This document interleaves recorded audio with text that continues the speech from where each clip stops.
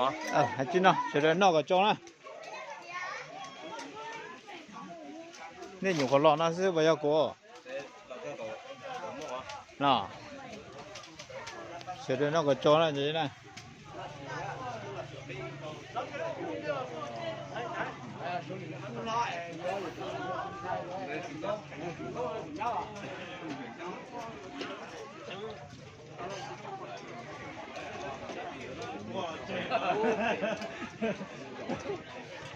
ý à đi tới tuần dài đó đông là chỉ đông ấy mà bây giờ qua là cả nó chỉ nhìn thấy mó liền á qua chỉ ôn luôn á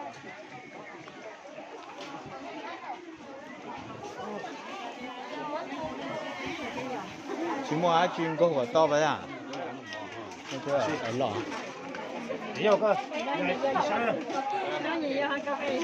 Cho tròn đu đó, này cho bên này cái khứ nè, là ăn tiền nó này. Chỉ mua là chỉ cái lá ổi rồi cho đu không?